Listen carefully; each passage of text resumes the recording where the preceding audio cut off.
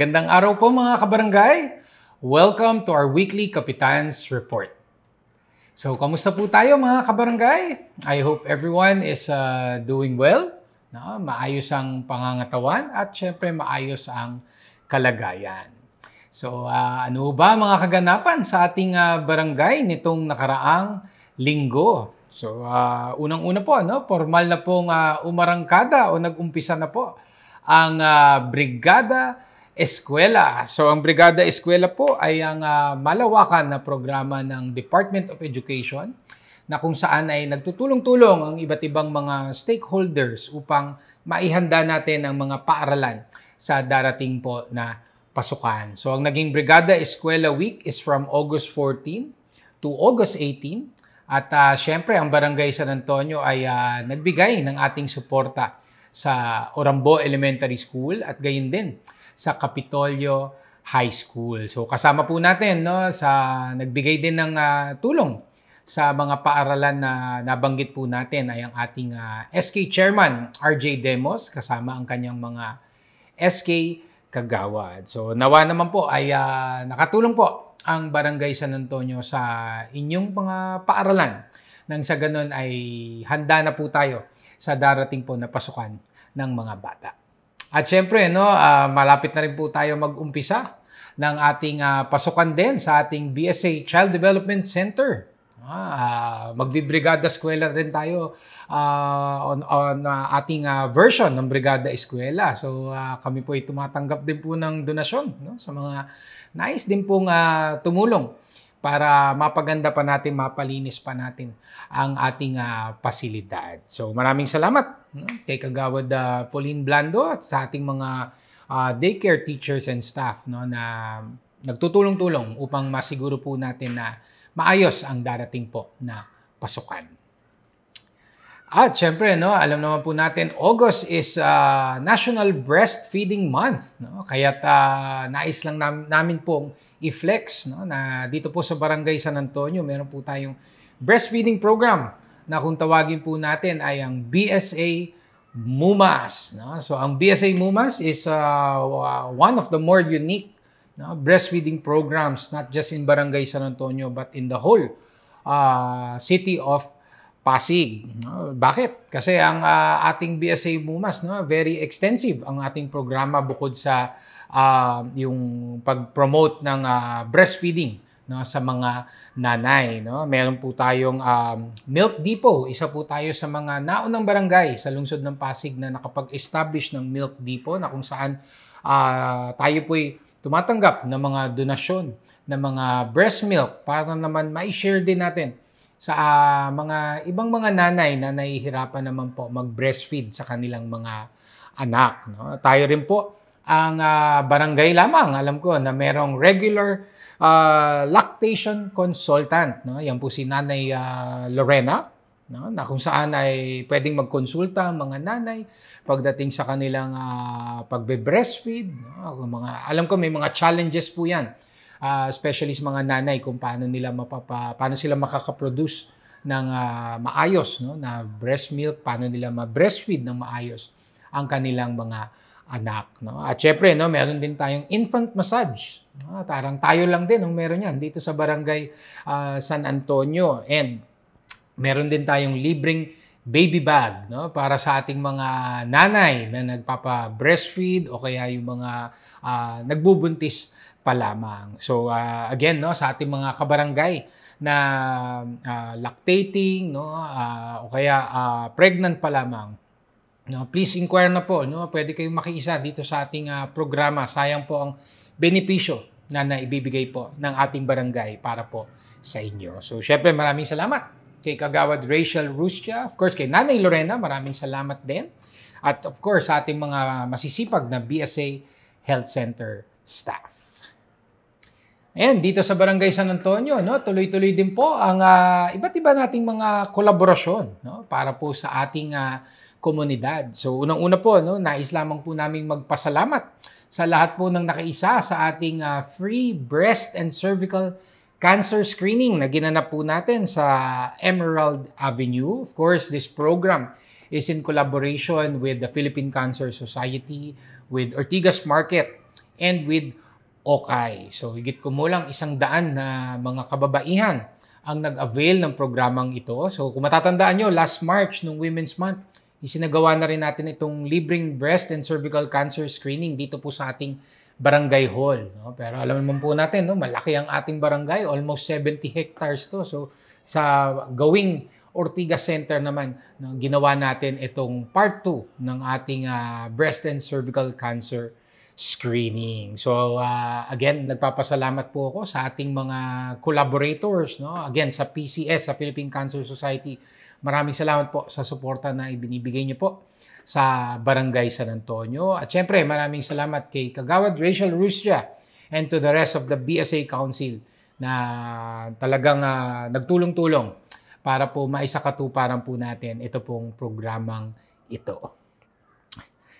And no, naging matagumpay din po ang ating ginanap na 2-day seminar in collaboration with IPG. At ang ating naging seminar ay patungkol sa pag-enhance ng pathways to justice. Ang ating community is really an advocate of gender-based justice. At napakaganda ng pinrovide na seminar ng IPG or ng Institute of Politics and Governance na talagang napapanahon po na ang gender-based justice sa iba't ibang mga komunidad. Kaya ang mga naging attendees po natin, of course, ang ating Barangay Security Force, ang ating personnel mula sa BCPC and BAUSI, at gayon din ang ating mga lupong tagapamayapa. So again, maraming salamat sa mga representatives ng IPG and we do look forward sa future collaborations po natin. No?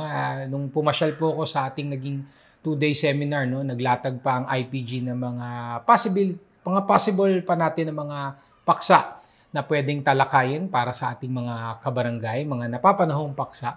At very excited po kami, no, sa mga gagawin pa nating mga trainings and capacity building para po sa ating mga kabarangay. So syempre maraming salamat kay Kagawad Pauline Blando at sa ating mga barangay employees na nagtulong-tulong para po sa 2-day seminar na ito. And of course, no, ang ating mga programang pangkabuhayan, no, ang ating mga livelihood programs ay tuloy-tuloy din po, no, particular itong ating online trabaho alerts.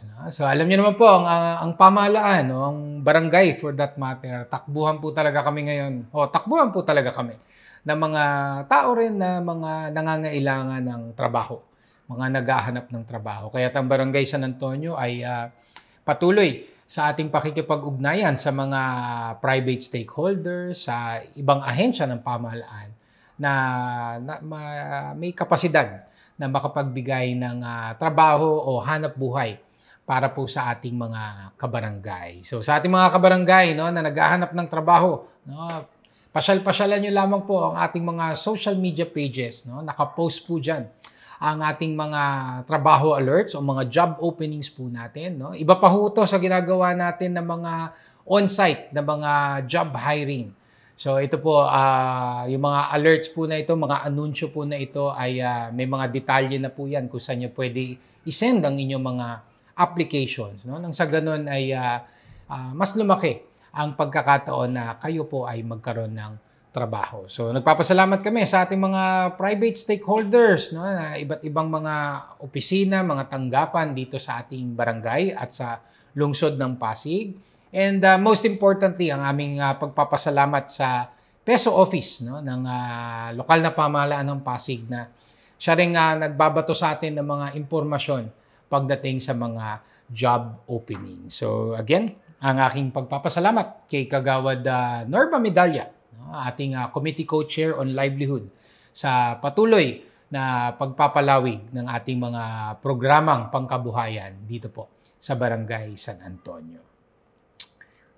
And mga upcoming events po natin, no, sa ating barangay this coming weekend, August 26. Of course, ito yung ating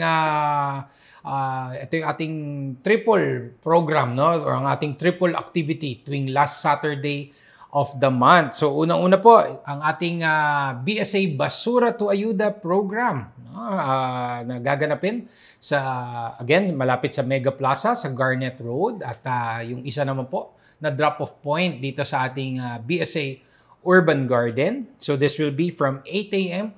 to 11 a.m. So sa ating mga kabarangay, mga suki natin na talagang nag-iipon ng kanilang mga recyclable wastes para ipalit sa mga kilo ng bigas. No? Ito na ho ang ating pagkakataon, no? Para maka-join ulit. No? Again, nagpapasalamat ako kay Kagawad Justin Galang at sa ating mga street sweepers and clean and green staff na nagtutulong-tulong po para po sa programang ito.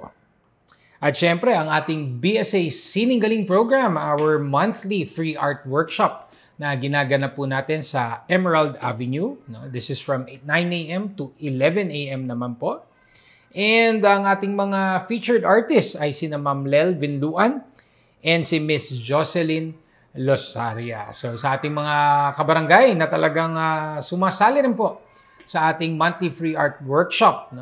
Pasyal na po kayo this coming Saturday. At sa ating mga yung mga pumapasyal po ng ating Carless Weekend, no? Ito na po, inaanyayahan po namin kayo na mag-join dito sa ating BSA Sining Galing program. So maraming salamat po kay Kagawad Venus Laput, ang ating co-chairman sa tourism dito po sa Barangay San Antonio, para po dito sa napakagandang art and culture program dito po sa ating komunidad. And last but not the least, we would like to invite everyone, no, sa ating monthly art market, no, na ginaganap po natin sa Emerald Avenue. So this is from 7 a.m. to 1 p.m. At again, no, yung mga gustong makakita ng mga artwork, no, makabili ng mga artwork na ginagawa out of mga t-shirts, mga wallets, no, mayroon din mga painting mismo. So pasyal na po kayo sa ating monthly art market. And of course, this is again in collaboration or through the collaborative efforts of Kagawad Venus Laput and Art Show Philippines. At nawa naman ay matuloy na, no? Alam naman po natin last month ay na-cancel, no, itong ating triple activity na sa may Ortigas Center dahil sa sama ng panahon. So sana naman po, no, this coming Saturday, maganda-ganda na ang panahon para hindi na talaga maantala itong ating mga activities sa Ortigas Center. And of course, no, ang ating patuloy na pagpapaalala, panawagan sa ating mga kabarangay na wag po nating kakalimutan ang ating shared responsibility para po sa ating komunidad. So, nakakatuwa, no, in the past week, no, it's been very proactive pa rin ang ating mga kabarangay. We do have a lot of collaborations na nagiging tulay para makapaghatid tayo ng mga bagong serbisyo, no, dito po sa ating komunidad, no? Through the being proactive din ng ating mga netizens, no, na natutulungan po tayo para maaksyonan ang iba't ibang mga problem areas or areas of concern dito sa Barangay San Antonio. So sa ating mga kabarangay, ipagpatuloy lang po natin, no, ang tulong at pag-alalay na nabibigay din po natin sa ating barangay. Tulad ng sinasabi ko, no, the barangay cannot do it alone. We need the participation and contribution ng ating mga citizens, mga constituents po natin, nang sa ganun ay mas maging efficient ang ating mga services na dinadala para po sa ating komunidad. So again, sa ating mga nanunood, no, sa ating mga tagapakinig, ang aking patuloy na pag-anyaya to please like and follow our official Facebook pages. Please subscribe to our YouTube channel. Please join our Viber community group. And please do regularly visit our official website, sanantonio.pasigcity.gov.ph, no, para lagi po tayong updated sa ating mga kaganapan dito sa ating barangay. No? So sa ating mga kabarangay, no, kamakailan meron kaming pinost sa aming social media, no, na mga mobile phone numbers ng iba't ibang opisina namin dito sa aming barangay. So ang aming pagpapaumanhin na ang aming landline ngayon ay medyo hindi siya maayos, no? At hindi pa naaaksyonan ng ating telco provider.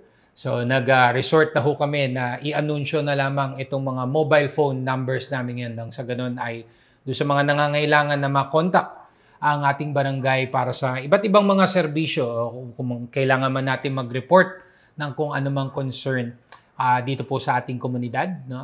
Kontakin nyo lamang po kami through yung mga mobile numbers na nakasaad po doon sa aming announcement. So again, ang aking pagpapasalamat po sa ating mga katuwang sa pagsaserbisyo, ang ating mga barangay employees, of course, the Barangay Council, the SK Council, the social media team. No? Maraming salamat po sa inyo. Of course, sa ating mga collaborators, mga benefactors natin, mga donors, no? Mga partners natin.